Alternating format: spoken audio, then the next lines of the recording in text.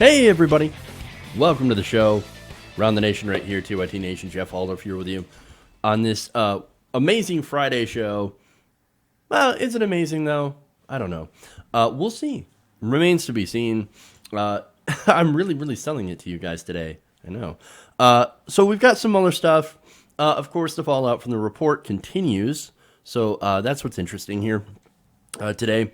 We're going to talk about Donald Trump's attacks against Don McGahn, as well as an early morning tweet storm, surprise, surprise, against the Mueller report, which is kind of hilarious since he had recently said, oh, it's the best thing in the world. It's fantastic. Well, okay, well, we'll see how fantastic it is today. Then we have Sarah Huckabee Sanders basically caught lying. Shocker. Twitter goes after Donald Trump Jr. for him being too stupid. Again, that's not really a shocker here. Then we've got really scary stuff from Lou Dobbs. So now Lou Dobbs, Fox Business host, he's going to say some pretty crazy things about Donald Trump, and it's super scary. So I'm going to show that to you guys. Oh boy. Then we have got Bernie Sanders' great news on some endorsements that he just picked up in South Carolina. So that's awesome. And we're going to kind of dive into whether or not Bernie Sanders has a black voter problem. So, yes, we're going to dive into that stuff. So it's going to be a fun show today. Please like and share the stream if you haven't already. Considering how it is Friday, we're a little bit more casual here. So, not really wearing the jacket or anything like that. And there was something that I wanted to talk about, too, and it's kind of near and dear to my heart, and it's video gaming, right? So, lately, I have been on a kick watching Death of a Game. So, if you're not familiar, there's a YouTuber called Nerd Slayer, which I think is funny because he seems like he's a super nerd anyway, so is he slaying himself? I don't know. But I love his videos because I'm going through and what he does is that he creates a timeline and he goes through why certain video games have failed. So, and a lot of this, of course, is more of like your online MMO type of games, which are, I'm into. So I've been watching the crap out of this series. I think it's actually really great investigative reporting. The guy gets into things like, here are the sales numbers. This is publicly released information, but he goes and he kind of digs into that and dives in, and this is the player counts. Here are the Steam player counts, and then you've got financial numbers for the companies. So this guy's like doing some fantastic work digging this stuff up, and then presents it all in a format, which I think is great. And really explains why. And the reason I'm getting into that is because I've been playing, or I was playing, Anthem. And so what recently came out about that, if you guys didn't hear, and I know this isn't a gaming channel, but I think it's really fascinating, is that you had Anthem that was like super hyped up. Well, recently there have been a lot of, I guess, losses when it comes to Anthem. Now that there is a investigative report from Jason Schreier. So now he wrote, and he's a great games journalist as well. And what he did is that he looked into the culture at BioWare. And so this is sort of where it gets into my wheelhouse when it comes to corporations, publicly, traded corporations, and how they treat their workers and how they treat game development. And so that's really interesting. So that's what kind of really hooks me about this story. Is that basically what BioWare did when it came to the development of both this game, Anthem, and Mass Effect Andromeda, another game that I really liked, or wanted to like, but they had messed up. So what happened there is that they were relying on something called BioWare Magic. So it basically, they pushed their devs super hard, and EA is the publisher. And we all know, my thoughts on EA. It was like terrible. So they pushed their developers. They crunch timed them. And as far as Anthem was in its development cycle, it was incredibly far along when it comes to the time before it needed to be released, and it was not far on the development cycle. So basically, it was in pre-development almost its entire development cycle, and then got pushed out and rushed at the end. And so that's why the game sucks. I mean, look, again, I played it. I put numerous hours on it. I've got some masterwork javelins, Colossus. I think what was the other one? The Interceptor. Has legendaries and masterworks, etc. And so it's not like I'm like, oh, the game sucks, and saying that because it's popular to say that the game sucks. No, it's because I actually put the time in, and I was like, okay, once you get to max level, there's nothing to do. There's literally 3, with dungeons, I guess you would call them, at the end, and then that's it. You just got to keep grinding them over and over again. And they were actually supposed to release one earlier this month or sometime this month, as well as a lot of other things and fixes. No, they did not release it, so that game's in major trouble. And so they were pushing their developers to do all this stuff, and there's a lot of people that had ended up quitting the company. There's a lot of developer burnout. And so, again, that industry needs like a union, right? They need worker representation because what's happening in these companies, you should read that. Jason Schreier, by the way, he's the one who wrote that article. It's very, very in-depth. So if you want to know what's going on in the games industry and how they're pushing, their developers and how they're basically essentially destroying the games industry, you should look into that because it's amazing. So I just wanted to share that with you guys because I thought that was super, super interesting. But now we can get to some politics, right? I know. Start out with some games, go to the politics. That's what you'll get here from this channel. All right. Anyway. Yeah, EA is I'm reading some chat comments here. EA is one of the worst employers. To be fair, I don't know if EA is 100% at fault for Anthem. They set the deadline, but really most of the problems with the Anthem lifecycle were actually inside the BioWare company itself. So BioWare used to make fantastic games. They were a great developer. Now a lot of the top talent has left because of their so-called BioWare magic, right? Where they basically push, rush to get you to get something out the door, and that's supposed to make like a fantastic game, which it doesn't. So anyway, I don't necessarily think that EA is to blame on this one, but EA has done plenty of things wrong in the past, so let's be honest about that. All right. Anyway. Now let's get into politics. All right. Going from one thing to the other, one mess up to the other. All right. Well, that didn't take too long. President Trump has now come out against the Mueller report. Now, in a series of tweets, he referred to the report that he recently referred to as a complete and total exoneration as now total BS. Yeah, you guy's a very stable genius, right? Now, let me give you the tweets here. He said, statements are made about me by certain people in the crazy Mueller report, in itself written by 18 angry Democrat Trump haters. No, first of all, a lot of the people that wrote it were Republicans. A lot of people in the FBI are Republicans. But he continues, he said, these are fabricated and totally untrue. Watch out for people that take so-called notes when the notes never existed until needed. People are taking notes. They're taking notes. What do I do? Oh, my God. Now, the notes he's talking about are a nod towards a session of the Mueller report in which his former lawyer, Don McGahn, had told the special counsel that the president got mad at him for taking notes during a meeting.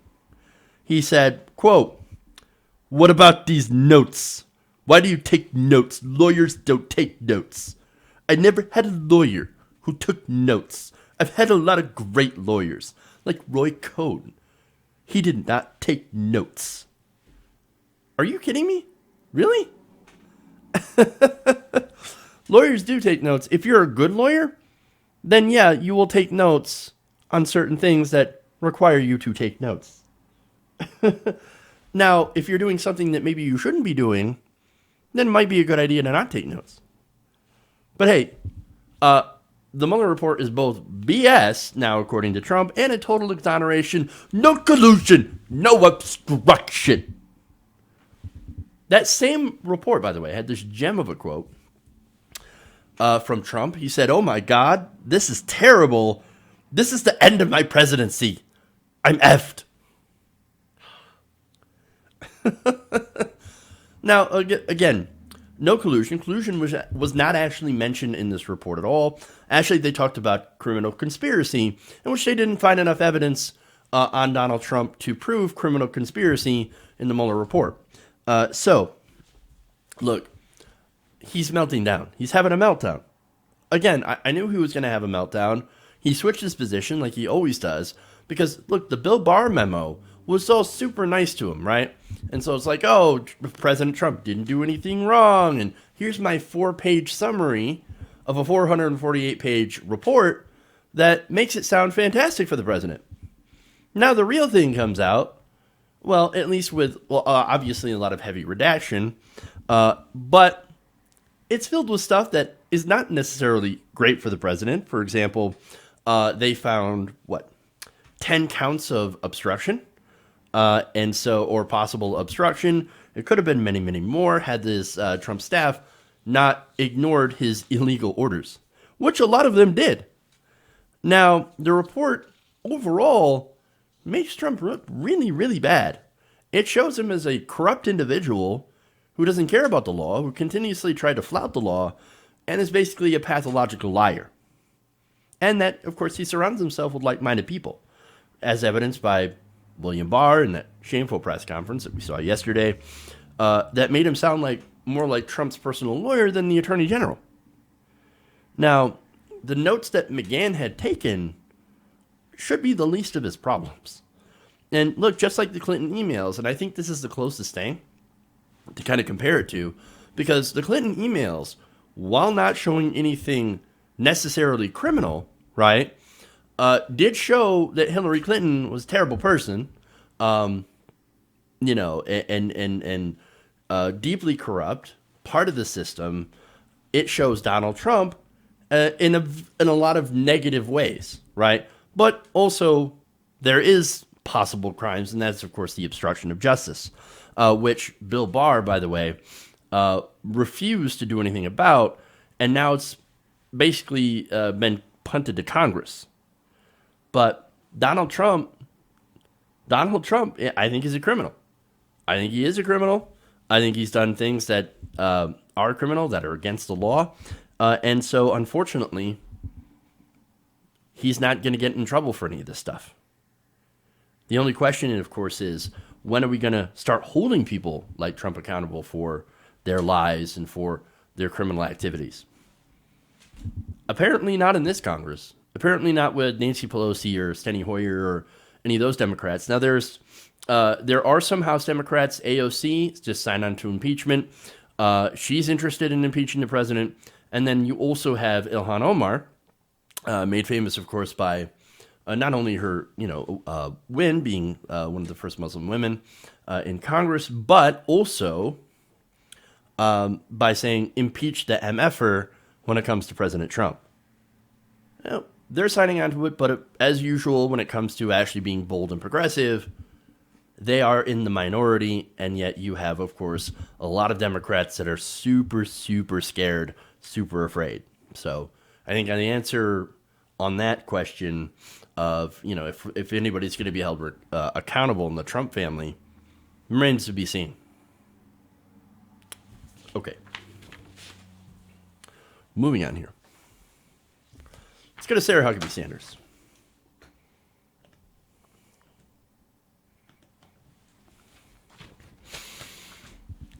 Okay. Now, Sarah Huckabee Sanders is facing an enormous backlash following the Mueller report. Now, there's a specific section in there that points out how Huckabee Sanders had knowingly and shamelessly lied on behalf of President Trump. Now, from the report, when a reporter indicated that the vast majority of FBI agents supported Comey, Sanders said, quote, "Look, we've heard from countless members of the FBI that say very different things." Countless, right? Now, following the press conference, Sanders spoke to President Trump, who told her she did a good job and did not point out any inaccuracies in her comments. Now, Sanders told this office, and this is from the report, that her reference to hearing from countless members of the FBI was a slip of the tongue, or basically, plainly put, a lie. Okay? Now, she also recalled that her statement in a separate press interview that rank-and-file FBI agents had lost confidence in Comey was a comment she made, quote, "in the heat of the moment that was not founded on anything." So, the point here is, Sarah Huckabee Sanders, of course, lied as usual. So now when called out on this lie by different press reporters, she went on Hannity to defend herself, said this. Let me ask you, so the media is attacking you today because I guess in the testimony you gave, you had said your FBI, a lot of the FBI people you know, or, well, I can tell you, let me put it this way. Every FBI rank and file guy, the 99.9% I know, have all thanked me because they're hurt, this is the premier law enforcement agency in the world. Just like our intelligence community, same thing. The premier intelligence community in the world. They were hurt by a few at the top, and they're angry about it. And you said that, but explain. Absolutely. Look, I acknowledged that I had a slip of the tongue when I used the word countless, but it's not untrue. And certainly you just echoed exactly the sentiment. And the point that I was making is that a number of both current and former FBI agents agreed with the president. So, no. Here's the thing. That is a complete lie. Now, you saying it a bunch does not make it true. That said, do some FBI agents support Donald Trump? Well, yeah, I'm sure there are, right? Now, that doesn't mean that all of them do, or a countless number do. And look, Comey ended up having actually a lot of support inside the FBI. So again, there is a lie, but we've got more video of Huckabee Sanders now defending this lie, and she's going to go on with George Stephanopoulos, who I actually think does a pretty good job trying to call her out. Take a look. The report also does is expose a culture of lying at the White House, the president lying, telling others to lie, and it calls your personal credibility into question as well. We showed that clip from your May 10th press conference where you said it was a slip of the tongue when you talked about countless FBI members, yet you repeated it twice the very next day. Here's one of them. I mean, really? Like, I mean, really? I mean, so are we talking between like email, text messages? Absolutely, 50, yes. 60, 70? Look, we're not going to get into a numbers game. That's not a slip of the tongue, Sarah. That's a deliberate false statement.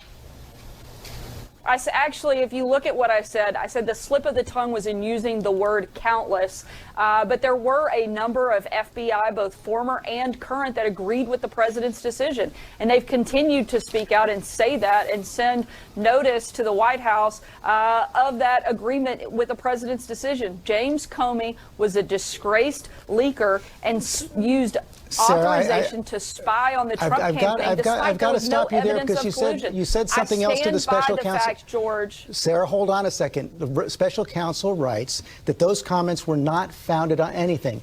That's what you talked to the special counsel about when you were facing criminal penalties if you didn't tell the truth, but now you're trying to walk away from it. Why can't you acknowledge that what you said then was not true?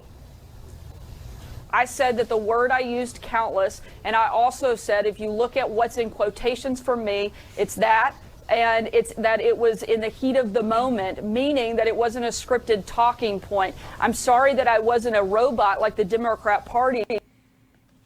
I'm sorry I'm not a robot like the Democrat Party. I mean, look, doesn't everybody lie in the heat of the moment and then go on to defend those lies? No, that's actually a terrible excuse. Again, if you did say something that was untrue or you weren't sure about something and you said it in the heat of the moment and you're like, hey, man, look, Yeah, I said that. Obviously, that was wrong. If you make a correction and apologize, okay, that's fine. We move on, right? But no, Sarah Huckabee Sanders doesn't care about the truth. She doubled down and says, no, no, no, I didn't lie. You're hearing something completely different, and how dare you? Now I'm going to be completely partisan with this. And now, of course, she continues to get called out, not only by journalists, but she's also getting called out on Twitter. Molly Jong Fast says, so, not a robot is the new lying liar who lies. I enjoy that. Jonathan said she has tarnished the office of press secretary. Zero credibility. She must resign. Look, when you take the job as Donald Trump's press secretary, you basically have admitted that you don't care about having credibility. I mean, does she have any credibility? Absolutely not. No. Of course not. She is basically a stenographer. No, not a stenographer. Sorry. She's basically a propagandist. And unfortunately, a lot of the media, at least, was stenographers until the Trump administration came around. So let's be fair about that. Nomaj says, I'm not a robot, so expect me to lie, then expect me to lie as to why I lied. Fun. James from the internet says, I BS and make up stuff all the time. Deal with it, George. Hashtag MAGA. And Dee Dee says, she proves once again what a repugnant liar she is. Just apologize like a normal person. Or like the Christian she professes to be. Instead, it's a condescension and always nastiness towards Dems, even when she's the one being called out on one of her many lies. Just despicable. Well, see, here's the thing. And this is why Donald Trump likes her. Because she is as shameless of a liar as he is. So, look, she comes out and she says falsehoods and she doubles down on that. And that makes her, in Trump's eyes, look incredibly strong. And so, yeah, of course, he doesn't care that she lies on his behalf. He wants her to. And she does it totally and completely and shamelessly. TJR says, stop giving airtime to this depraved shell of a person. She is lying to America, and you are helping her do it. She's not only just lying to America, she's also gaslighting America. Edward Stevens says, she should have just apologized for her statement and stopped there, but you don't understand. Trump cabinet officials, like Trump, they will never apologize. They don't apologize. Robbie Wallace says she should resign. Not going to happen. This is not acceptable from a press secretary. This is an abuse. This is an insult to the American people. This shameless woman is a liar, fraud, and a fake, and should not be in any position of public trust. I agree with that. Joe Cuban says she's caught, and look at the lies coming out of her mouth. This proves that if you want the truth out of Sarah Sanders, she has to be under oath, or otherwise she'll continue to lie to your face. She has learned nothing from this entire fiasco. So the one time that Sarah Sanders does not lie, by the way, is when it's her ass on the line. And that's also really important, too. And as far as learning something, I will disagree. I think she has learned something. She's learned that she can lie and gaslight the American people, and that she can get away with it as long as she's in power, and as long as the people who protect her are in power. And the more shamelessly she lies for President Trump, the more her position is guaranteed so long as President Trump is in power. And so, unfortunately for her, after President Trump, well, look, anybody who's continuing to work for President Trump is digging themselves into a hole that they're never going to be able to get out of.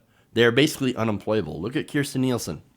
Kirstjen Nielsen is completely unemployable because of her time working for the Trump administration and some of the stuff that she did on behalf of the Trump administration.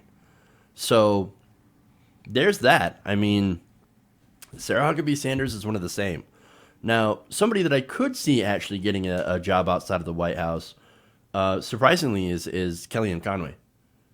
And now, look, you guys know the really interesting theory about that she's actually one of the ones who's, the so-called adult in the room, and that she's lying shamelessly on behalf of the president. Again, she also does that, but is secretly only doing that in order to keep him, I don't know, sane or something, or stable, and keep him and prevent him from doing something crazy. I know it's an interesting theory. I don't know if it's true or not. I guess we'll have to see what happens after the Trump administration is over and these people end up getting, trying to find other jobs. We'll have to see what happens. But we do know that no matter who it is, I think we're going to see a lot of books when this Trump thing is done. So we'll see. Okay, one more fun Twitter segment, and that's with Don Jr.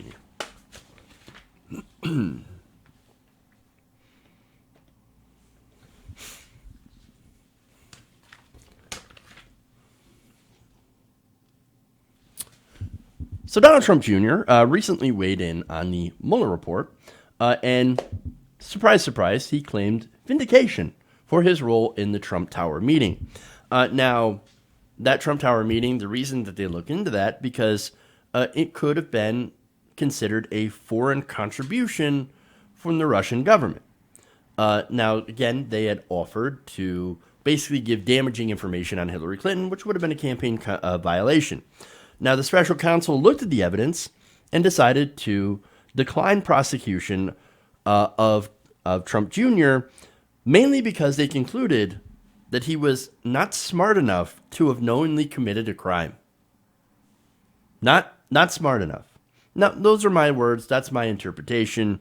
Let me give you the actual quote here from the Mueller report. It said the investigation has not developed evidence that the participants in the meeting were familiar with the foreign contribution ban or the application of federal law to the relevant factual context. Basically, what they're arguing is that Trump probably didn't know that it was illegal, and since he didn't know, it's not actually a crime. Now, isn't that amazing? Try to apply that standard to anyone else.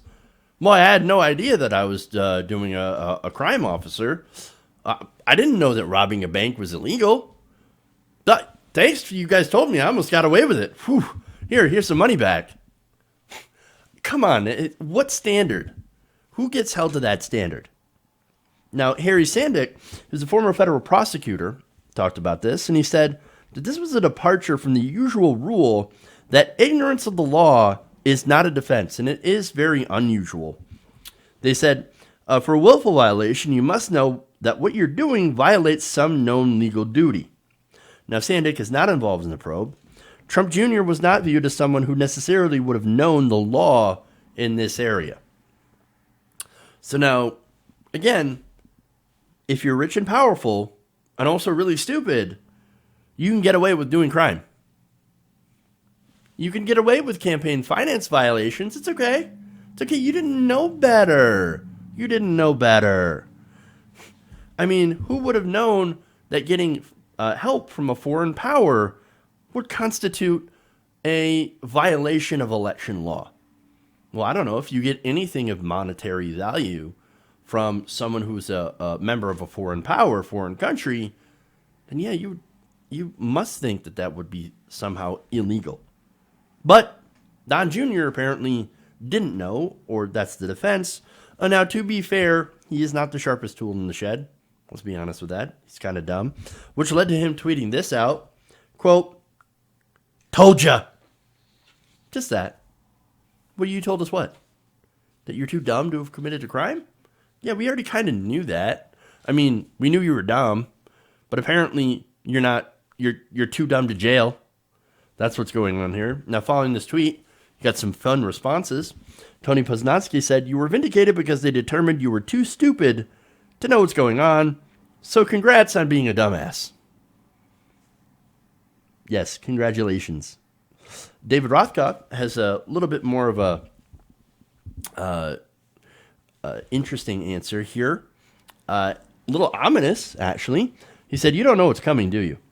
You're just too damn dumb to see it. This is not the end of the investigations. It's just the beginning. Mueller's conclusions don't exonerate you. They confirm everyone's worst suspicions about you. You won't like how the story ends." Well, that remains to be seen. Okay. So now, there are other investigations. There's Southern District of New York. basically what happened here is the Mueller investigation was very narrow in scope, but they did hand off a lot of information to some of the other investigations that are happening right now. As emoluments clause, they're looking into that. They're looking into, as I said, into the Southern District of New York, et cetera, right? So now, look, this is what I was saying about the Mueller report. It is too limited in scope. Russiagate, and that's what this was. Looking into a criminal conspiracy where the Trumps had allegedly got the help of the Russians and conspired with the Russians to steal DNC emails to hurt Hillary Clinton. That was not something that I believed in, right? It was never going to bring down Donald Trump. Now, financial crimes, that's what I was talking about. You can go back a whole bunch of videos back when I was talking about this and you would hear me say, go after the finances, go after the financial crimes, because that's how you're going to bring down Donald Trump, right? Now, I'm actually changing that and saying, maybe the financial crimes will bring him down, because what we've seen so far is a president that has been able to pretty much get away with anything because he is rich and powerful. And that's more of an indictment of the system than anything else. Now, as far as Russian collusion, right?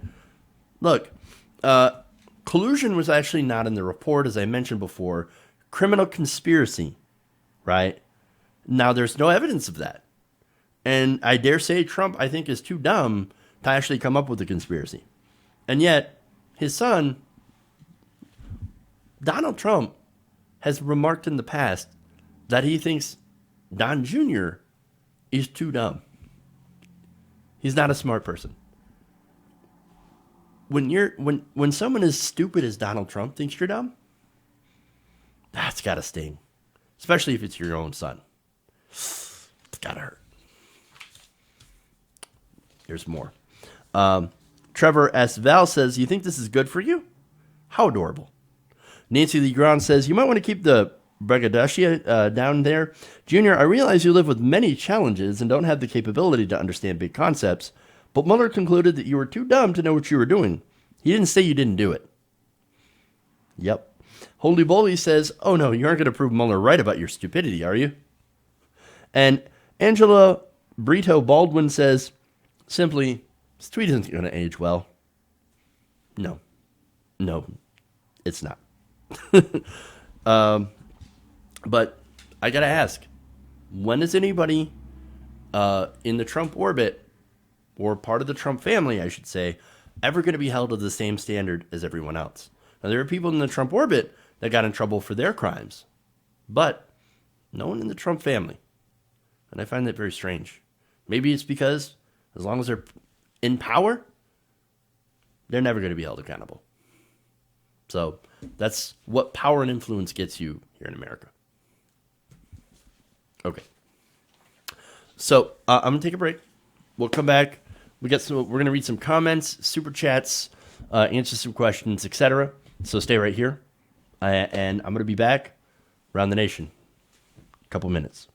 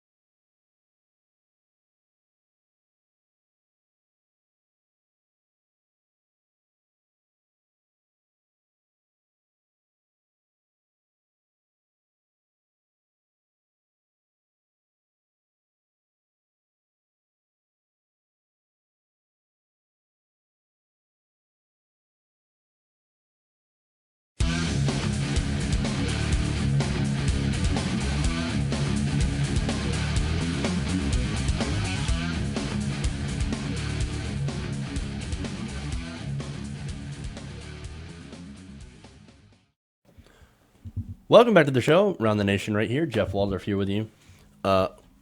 So I'm going to read a couple of comments here from the chat. First, let's go to the super chat. Let me get to it here in just a second. We have Jedi Mullet says, Jelly Mullet 77 says, I'm sure Sarah could get a job at Wally World. Maybe, maybe not. I don't know. Maybe she would scare off the customers. I don't know. Then again, it is Walmart. Okay, so now we've got some more comments here that I want to read. But first, let's go with patrons. Thanks, some patrons. I want to thank Dapai Anruta, Felissa Leisure, Bruce Fisher, and Stephen Nordby. So thank you to those patrons. You continue to help support independent progressive media. Thank you so much. Also, a special shout out to everybody who donated to the camera fund as well. I will be using that camera, beginning to use it, hopefully on Monday when I get the final piece that I need to actually make it work on my computer. So, hopefully it comes here pretty early on Monday before the live stream. So, okay. Anyway, a couple of comments. Let's go here. The Jinxana writes, Minister of Propaganda, Sarah Sanders. That's true. From the Jinxana says, it still pisses me off that they say Democrat. I mean, it's just irritating. No, I hear you, but they do it on purpose. So they want to basically Democrat. So they want you to make the association with rats. In which I say, animals are innocent, dude. So, yeah, don't do that. And I also have to not do that when I call people snakes. So, okay. And finally, non-member comment, Dr. Zippy McScoots says, "Holy F, lady, just resign while you can." That's fun. Okay, anyway. Now let's move on. Lou Dobbs. Got to get the right sidebar for this, though. All right.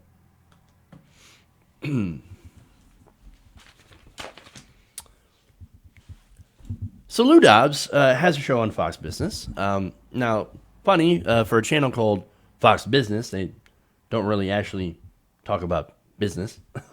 Now, following the Mueller report, Dobbs went on a strange rant suggesting that Donald Trump was sent here by God.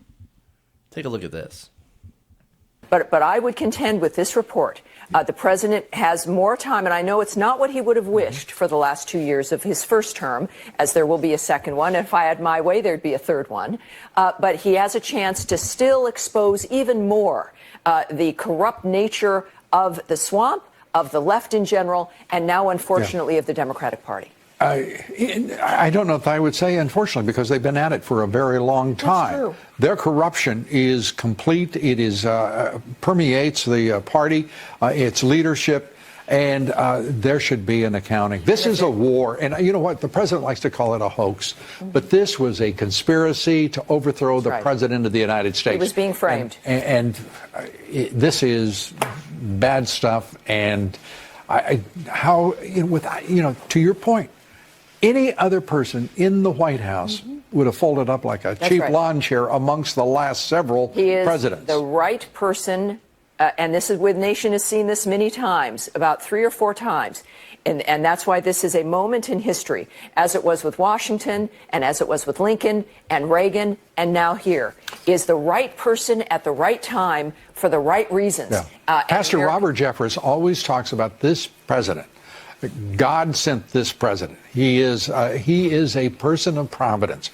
And I'll tell you, the evidence is accumulating mightily to support the pastor's view. And this. Wow, man. Wow. Fox Business basically going full theocrat right there. Jesus, man. I guess literally. Now, I love how Tammy Bruce, that's the contributor there, the female, is part of something called the Independent Women's Voice. Maybe they call it independent because she's probably the only one. She is literally independent. No, look, this is complete insanity, right? Now, of course, joining in that insanity with the two of them was Michelle Bachmann, who also said the same thing last week.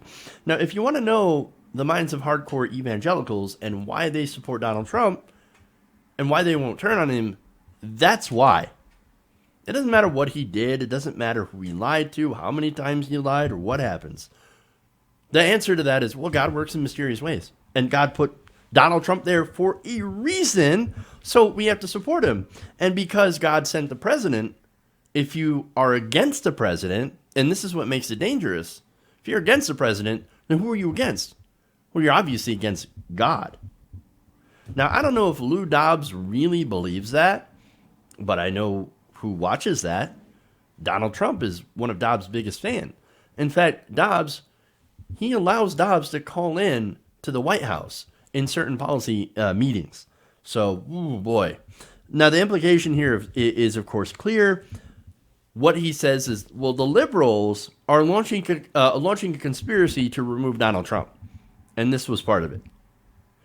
Quote, not just a conspiracy to remove Trump, to, quote, overthrow the president of the United States. Those are his exact words. So that's the framing here. And that framing is incredibly dangerous. Here you have somebody saying this entire thing is a way to overthrow the president of the United States. That makes it sound like there's an invasion force or some sort of coup. And look, he's not the only one that's used that kind of language. They have actually called it an actual coup on the United States. And so this is what we're dealing with. I'm very, very concerned that this will lead to a not peaceful transition of power. Now, whether or not Donald Trump gets impeached successfully and removed from office through that impeachment proceeding, I think it's not very likely. High-ranking Democrats are way too scared of the Republican base, of the right-wing response. And look, watching this, I guess I could kind of understand that. But there's also the possibility that he will not give up power if he loses the election.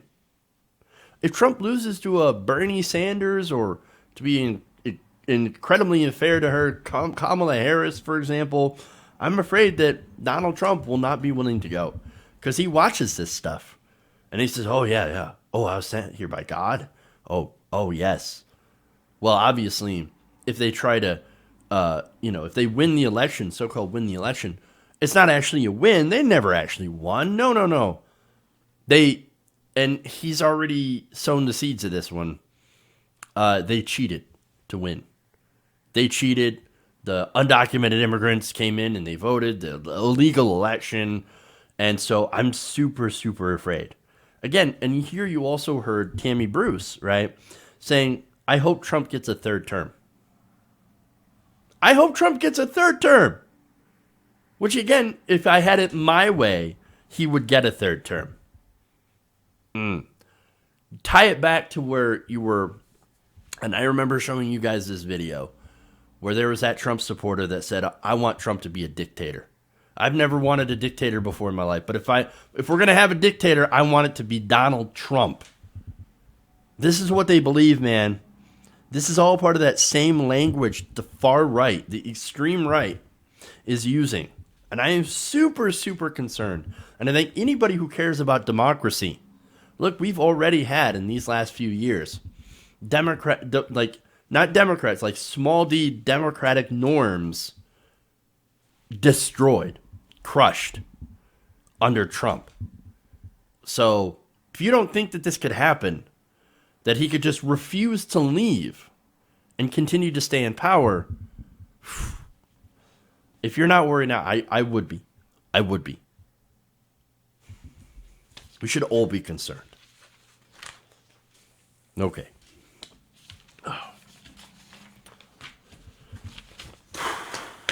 All right. Moving on.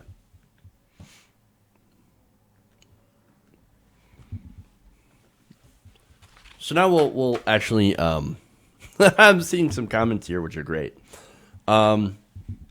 Let me read a couple of those because these are too good, and I'm afraid they're going to go away. Okay. The Jinxana says, "Remember how when we didn't like dictators? Those were good times." I agree.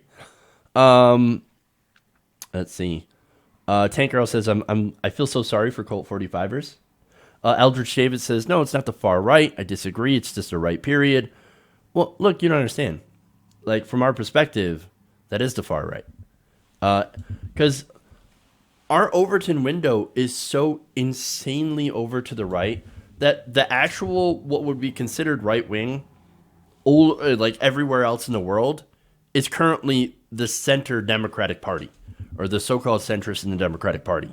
That's actually what the truly right wing would be if we actually lived in something that actually represents the true left-right, center paradigm, right? So that's where I'm coming from on that. Okay, the Sarah says their Bible decries everything Trump is doing. Yeah, but see, they don't care about that because they don't actually read the Bible. Most of them allow pastors and people in power, or in the religious hierarchy that are higher up, to basically interpret what the Bible says and what Trump is doing. And again, we're not thinking like, in order to understand what they're thinking, you can't think logically. You have to think, oh no, there's a higher authority that is doing everything, that has set everything up, and they set it up in a way that we could never understand, right? How dare you know the mind of God, right? And so you got to kind of understand that way of thinking a little bit, and I do, and I see it. It doesn't mean I agree with it. Obviously, I don't. But you have to understand that that's how they think, and that's how they perceive this. You cannot question the Holy Father, because there's no way you can understand or know the mind of God. If he chose Donald Trump, then obviously he chose Donald Trump, and we have to defend it no matter what, because he's absolutely right. It's crazy. It's crazy. All right. Anyway, moving on.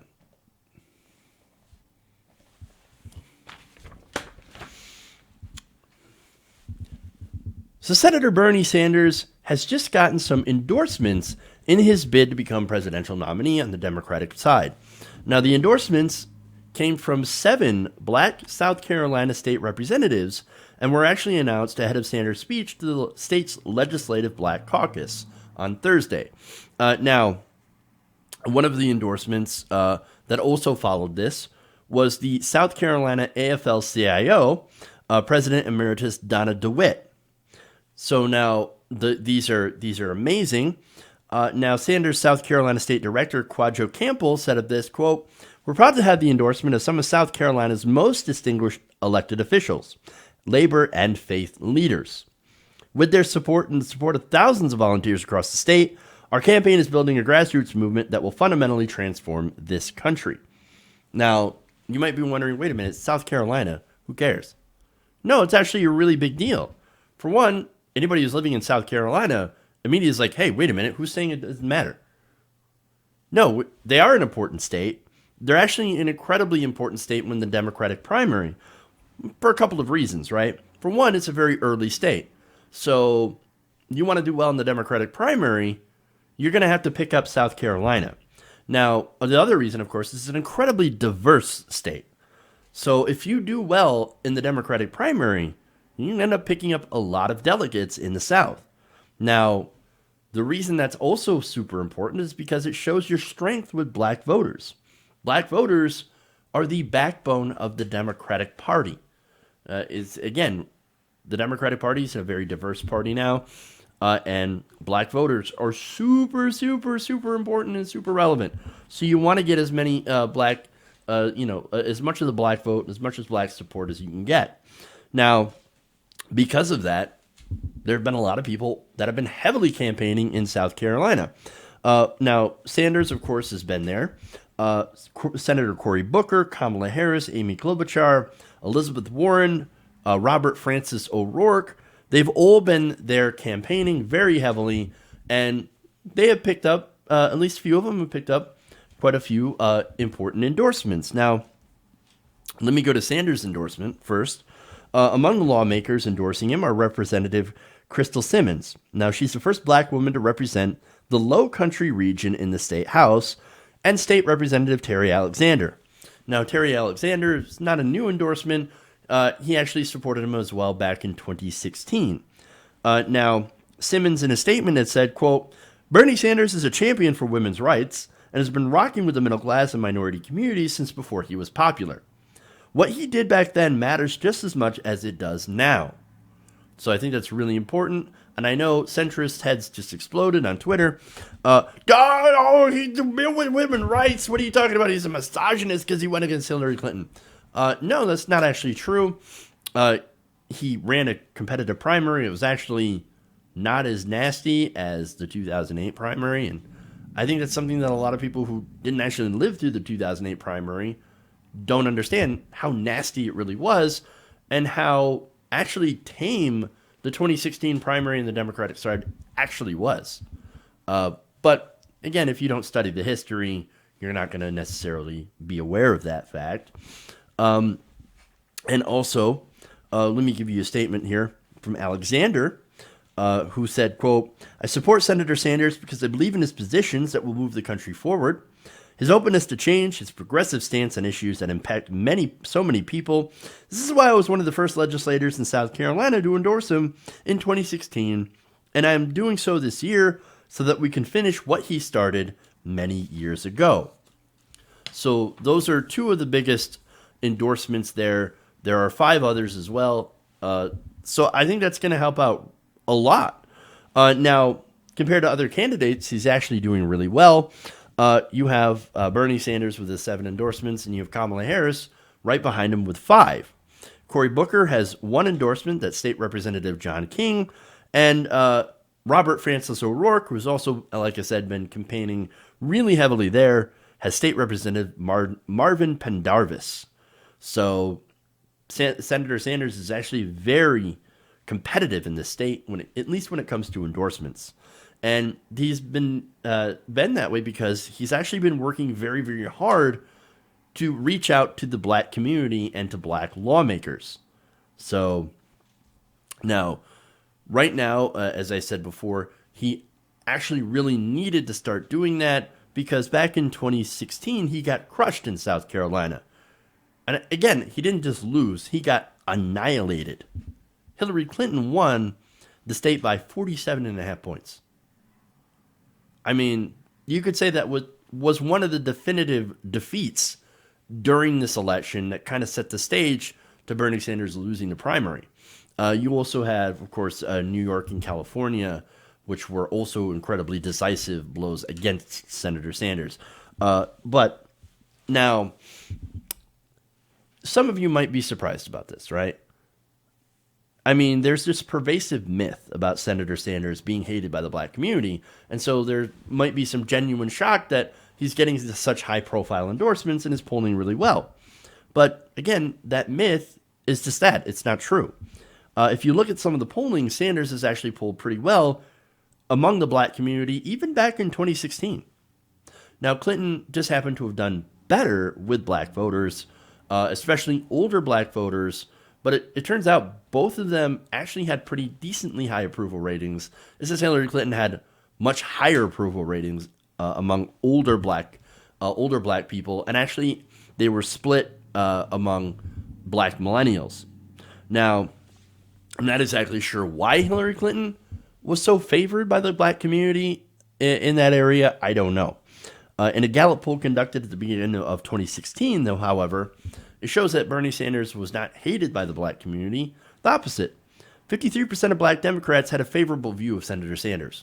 And that's back in 2016 with very little name recognition. Only 16% had an unfavorable view. Now, Hillary Clinton had a 70+ % approval rating. Her favorability ratings in the black community were 82% favorable and 12% unfavorable. So that was her biggest, base of support was the black community. Now that changed for Senator Sanders. A December 2018 Quinnipiac poll found that 55% of black voters had a favorable view of Sanders, while 26% had an unfavorable view. So both favorables and unfavorables went up quite a bit. But that was last year. So how is he doing now? Well, there's another poll by Morning Consult conducted in March, at the end of March, and they found that he had improved quite a bit since then. 71% of black Democrats had a favorable view of Bernie Sanders, compared to 10% who had an unfavorable view. So that polling matters. But he has been consistently over 50% and is now even more popular among black voters.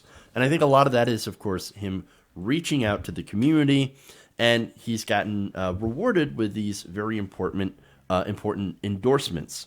So he's never been hated by the black community, was never super unpopular.